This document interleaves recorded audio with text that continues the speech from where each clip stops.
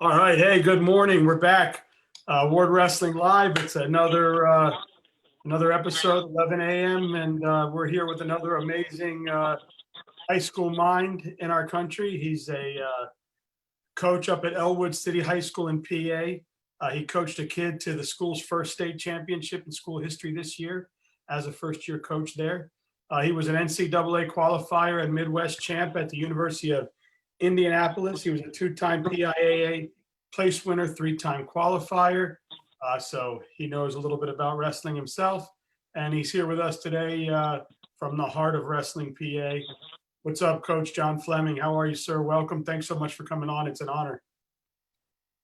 Thank you. Appreciate you having me. Yeah, Love man. the show. Oh, thank you so much, man. I thank you for the support, the opportunity to have you on and talk PA wrestling, and just wrestling in general is awesome. I'm loving it. But first things first, I mean, I guess we're all kind of caught in this pandemic. So, you know, how has it affected you and your kids, your off season? The coronavirus? Yes, sir. Yeah, we're not allowed to work out. We're not allowed to compete. I'm not allowed to do even like a function like, hey, let's go to the park and just accidentally run into each other. Kind of can't do any of that. All of it's a no-no. And immediately after season, we hit the weight room. We're doing a weekly regimen. The kids are bought in. They are all interested in getting better and, trying to improve for next season. And unfortunately, that all got cut off. Schools closed down, couldn't access the gym, couldn't access facilities. School board basically said, hey, if you work out with the kids, you're going to get fired. Oh, so it affected the program. Yeah, it affected the program to the point that, we're looking to grow and looking to do things, and we can't do anything of the growing nature at all until next week. Next week we're officially allowed to, start workouts, but you have to do so with a thermometer as soon as they walk in the room. If they have a temperature more than 100.2, they have to be dismissed. It's pretty crazy, everything that's going on. Yeah, I had Coach Watkins, which is probably a stone throw away from you up there at where he's coaching, but he said that he found his way to a room or something last week, and he's seeing these sprayers that they're putting in there now that I guess it sprays some sort of disinfectant every so often onto the mats and the walls. So, hey, whatever works, man, spray whatever you want. Yeah, absolutely. Whatever needs to be kind of done. I know I had to submit an entire list of things that I would be doing in order to open up under appropriate guidelines to try to make this as well as possible. So I had to submit that to the school in order for it to be approved, just so I could start, lifting with the kids and stuff like that. Then, of course, you have to abide by everything that you said as well. So. Yeah, for sure. Cool. So, well, excuse me. Being a PA kid yourself, growing up there, and now being back in town and taking over a local program, it was your first year there. Man, talk about your first year at Elwood City High School. And, man, the things you accomplished were huge. So congratulations. But, tell us about your program and what you're doing there. Thank you. Yeah, it's actually my first year as a head coach. Been an assistant for 7 to 10 years, somewhere in that range, for quite a while, and decided to take over this program. A local guy kind of gave me the heads up, who's been around the sport for a long time, big advocate for women's wrestling, Tom Tomio. Should probably get him on the show sometime. He's a great mind. Yeah, man, send him my link. I'm down. But, yeah, I took over the program, and I was well aware, I was getting a senior in the program, Austin Wally. He ended up going to Bucknell. Hopefully he gets some college action. We'll be able to see him in the next few years coming up here. But he took fourth at States. And, the first thing I walked in the room was, okay, kind of know the program's new.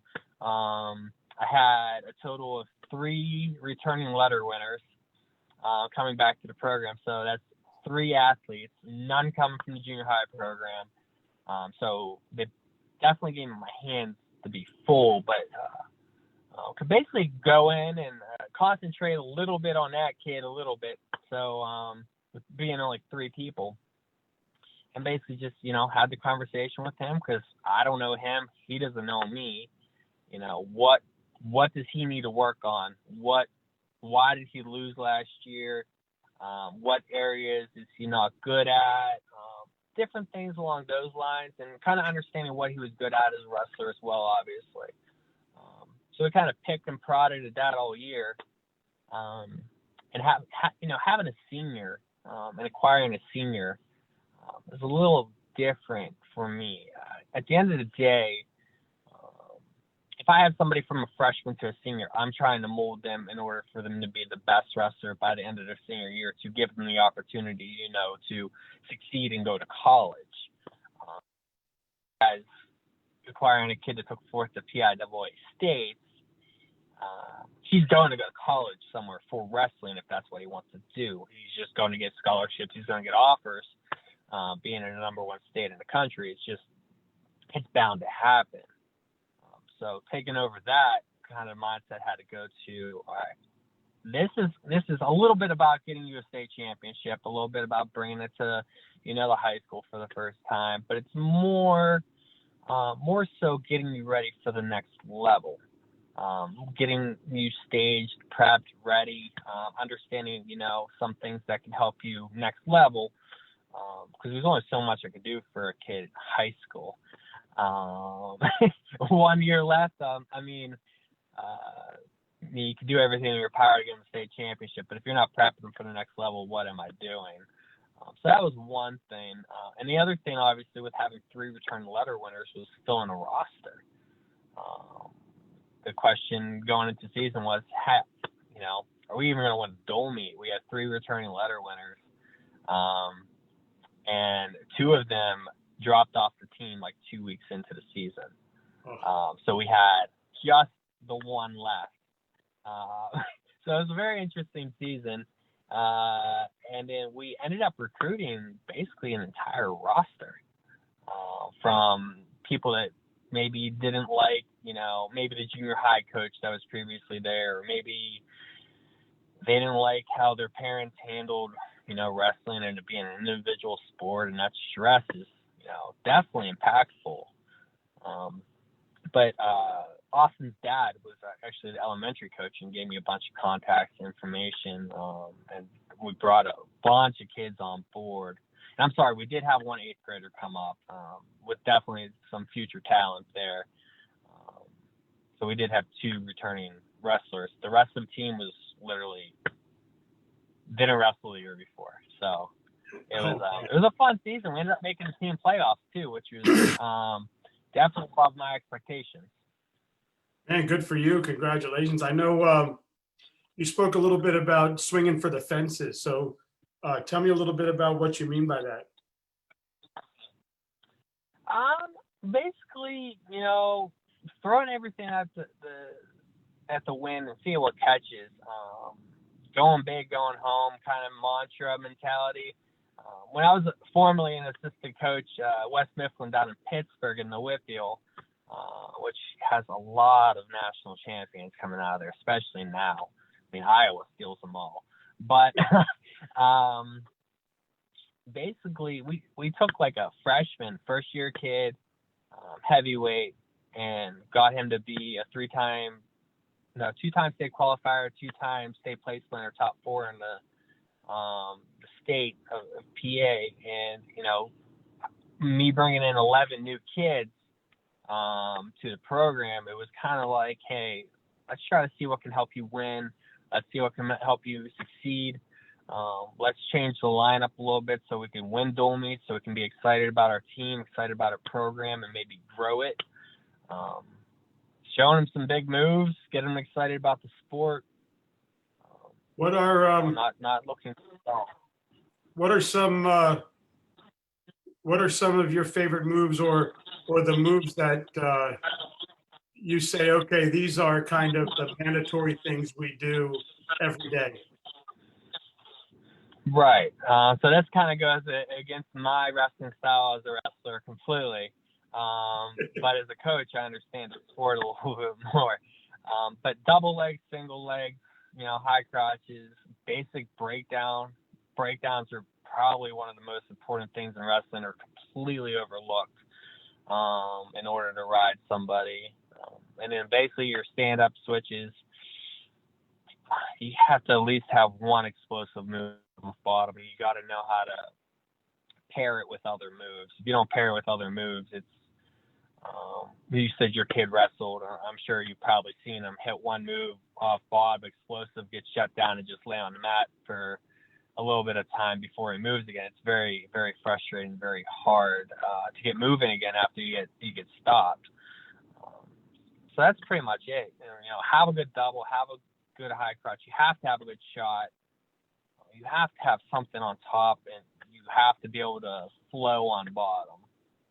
So not necessarily specific moves, but specific to each individual. You have to have something. So, down here in Florida, they say it's very important for hey, Coach Rose said, hi, John. Hi. That's my son's coach down here. Nice. He's a good man, he and his wife. They down here, they say it's important for our teams to travel out of the state to get that feel of the country and get into competition. In PA, is that the case, or is it in PA, do they say, hey, you need to travel around PA and get that? Go over to the East Coast, hit the West Coast, hit that Virginia line. Do you guys, now, I'm sure New Jersey, obviously, it seems like Pennsylvania wrestling, just from having this show, has kind of bled into West Virginia a little bit. So talk about that. Is travel as needed for PA wrestling as it is for maybe Florida or Georgia or whatever? I think it's very important to get exposure to several different states, different outlets. It's always good to be open-minded to other people's opinions or suggestions or technique, because this sport, it's the coolest thing in the world because it's ever evolving. It's literally evolving every day. Some kid out there is making a new move that's eventually going to be the next greatest thing. It's just a matter of time, when, how, and who. So whenever I was growing up in high school, we'd go to the Salisbury duels, we'd go to the NHSCA duels, we'd go to Virginia Beach, we'd go to Disney duels, we'd go to, the national tournaments, tournament champions. I won that. NHSCAs, I won that over in Virginia Beach. I got to wrestle, state champs from Vermont, New Jersey, Ohio, Virginia, Florida, multiple avenues. And you get to see different feels, different understandings, sit back, watch a match, and, see that stud from Florida that's ranked number 1 in the nation. You go, man, that kid's a stud. You guys do have some of them down there. Yeah. So it's always good. It's good to see different people's technique and go, hey, how'd you do that?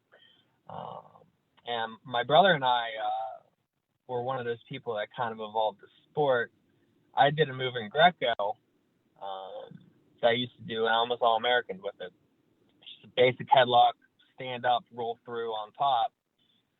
And my brother, who's 4 years younger than me, kind of challenged me on that move. And he was like, hey, why don't you just take them over top their head with that? I'm like, you can't do that. You can't do that. Like, nobody does that. Who does that? Why would you do that? And he spent a good 2 to 3 years proving me wrong. And I'm thankful that he did. Because he came up with a move that is now completely illegal to do in NCAA wrestling. And it got him to be a 2-time All-American. Yeah. Yeah, I think Coach Watkins yesterday said that he got into a room, and because of this quarantine, and maybe you could attest to this, kids are watching a lot of film because they're stuck at home. So right. watching matches and trying things. So he said he walked into a room and he saw moves he had never, ever even seen before. And he said it's just a product of kids being stuck in the house with their brothers, their sisters, whatever their siblings, and just being in the pool of like, hey, let's try this, let's try that, and then they get to the mat and they're seeing different things. So I'm sure you're going to see a lot of that coming out of this quarantine, huh? Oh yeah. I mean, I grew up that way.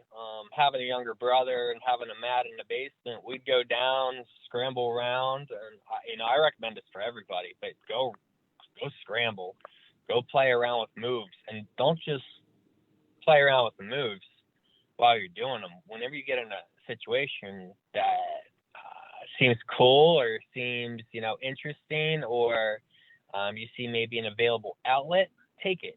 Go back, rewind, understand the position where you're at, rewind and figure out, what can I do from here? How can I adjust from here? Because those scrambles is really where you learn how to do some wrestling and uncover some, different variables in the sport. It's very hard as a coach to be like, hey, do this move and go through an entire scramble with somebody and explain it. You just go out and just do it. It's crazy. If you go out and watch videos, that's great too, because then you come back to us coaches, you go, hey, coach, how do I do this? Am I doing this right? And questions and that intelligence level education is what grows us. That's cool. Coach Rose said that you wrestled at his high school, Lakeview.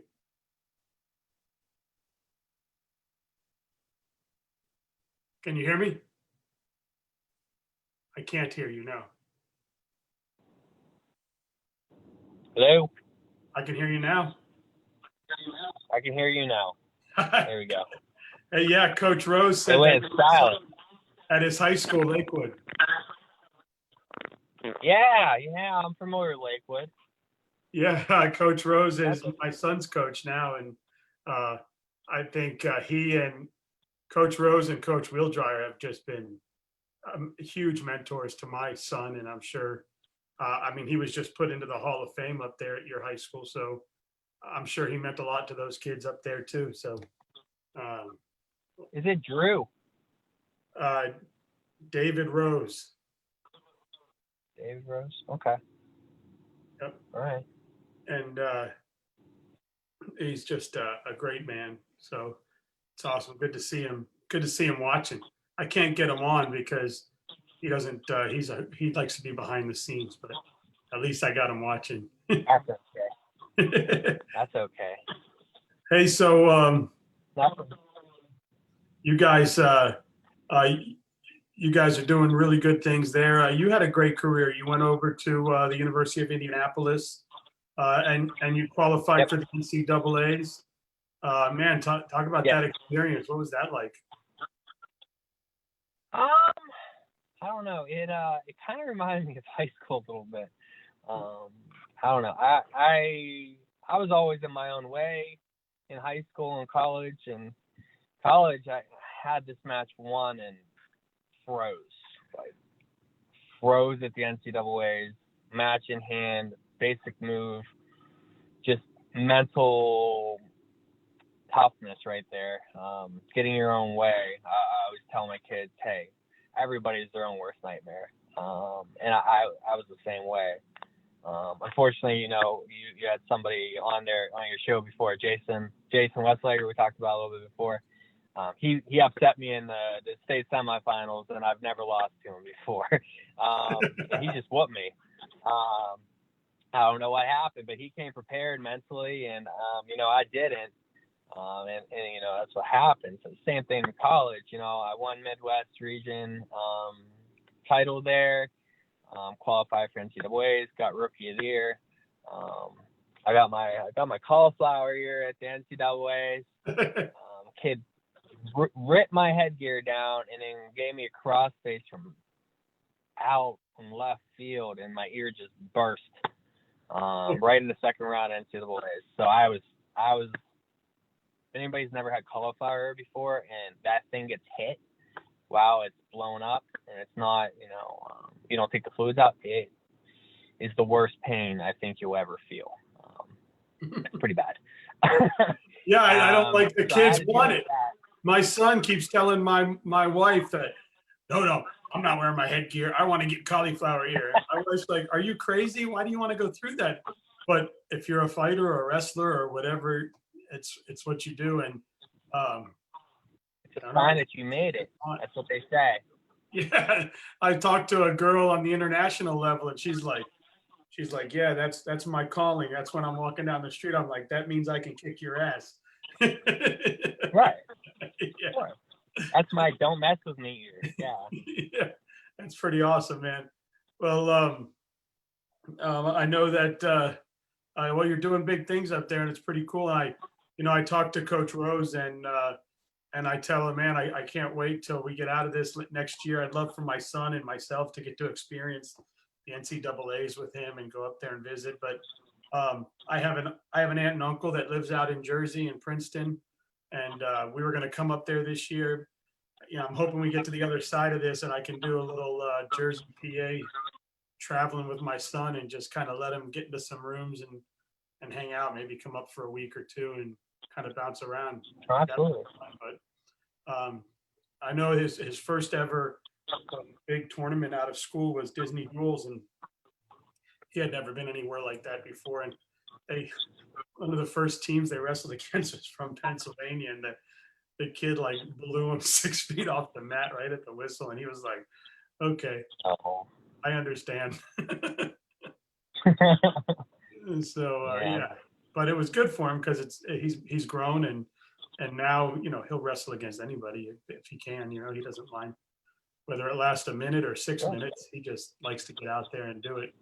Right now he's just working on strength training. Coach Rose told him, just work on getting bigger. He's kind of hit puberty now, so he's got to get the muscle on. I think he lost a lot of matches last year. I think just due to strength. He's been kind of a wrestling nerd, and he watches all the video and he practices stuff. And so I think technique wise, he's pretty good knowing it. It's just a matter of being strong enough to perform. Oh, absolutely. I recommend pull-ups and dips. Back muscles in wrestling are go-to. Yeah, so we put a pull-up bar for him, but I can't do them for him, so he's got to get out there and do it. But I can't do them for me either, so it doesn't matter. Yeah. But no, he's been out there and he's been doing his thing, and we'll see what happens on the other side of this. But it's been fun. I've got some questions for you. You ready? All right. Big Ben or Bradshaw? I'm sorry, what'd you say? Big Ben or Bradshaw? Yeah. I mean, Bradshaw got all the titles. So, I mean, you got to go with the titles, right? He's got more. Yeah. Yeah. I don't know. I kind of like both.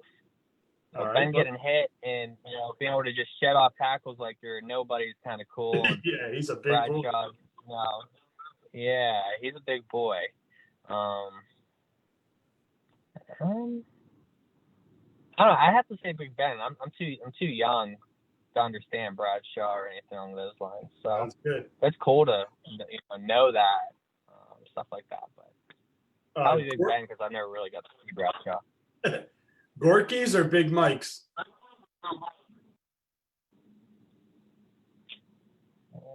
Big Mike's. Lemieux or Sid the Kid? Lemieux. Ruvos or Lucchese's? Sorry, what was that one? Ruvos or Lucchese's? I don't know what either one of those are. Okay. Duquesne Incline or Phipps Conservatory?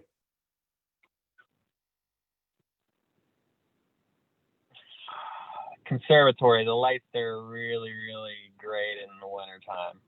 That's pretty awesome. Primanti's or Carson Street Deli? Oh, no, that's Primanti's.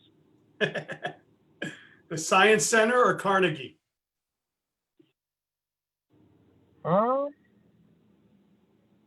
Science Center. Pie Express or Alex's Corner? I'm not familiar with either one of those. All right. Heinz Field or PNC Park? Heinz Field. I don't think there's too many people. If you're just talking about like what the park looks like, it's PNC Park. PNC Park's one of the most beautiful parks there are in the country, but all they do is produce losers. We got a different owner. It'd be a different story. But I mean, Heinz Field all day because we have success. People love watching winners, and it's a lot better to watch somebody that's winning and an owner that wants to win compared to an owner that just wants to make money. That's awesome. So back to the football team. You got two famous cities, Pittsburgh and Philadelphia. Do you go with the Pitt kielbasa or the Philly cheese? What's actually funny about that? There's actually a place in Pittsburgh, down on the south side, that won best Philly cheesesteak in the state of Pennsylvania, and it wasn't from Philadelphia. How about that? I like it. Yeah, but I can't go with Philadelphia, even though cheesesteak's pretty good. I like kielbasa though. Kiebasa's good. But I'm hearing that Pittsburgh's like that best kept secret city. I got some weird food here. So hey, do you go? Really good here too. Do you prefer a live or a clinic? Live or a clinic for wrestling? Yeah, like do you go to a rumble or a clinic? You got one day.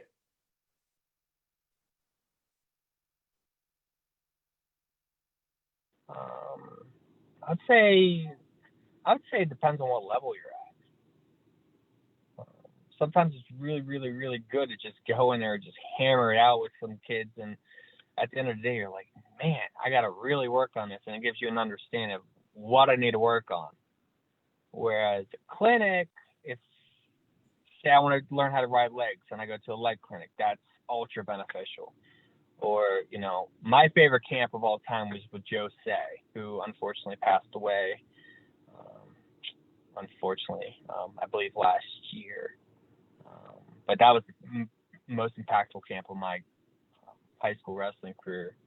He was a dirty old man. He showed some dirty holds, and I used almost all of them. Cool. Throughout my wrestling career after he showed me them, and I never got called for unsportsmanlike conduct or anything along those lines, but it was dirty. So for me, it was always a clinic, but every once in a while, just get in a room and just, I get to warm up technique with like Coleman Scott and different hammers like that, and just wrestling with them was just crazy. Just understanding what they're doing and understanding the flow and understanding where I was also pretty awesome. Cool, man. Well, hey, this has been awesome. I've had a great time talking with you. I hope we can do it again.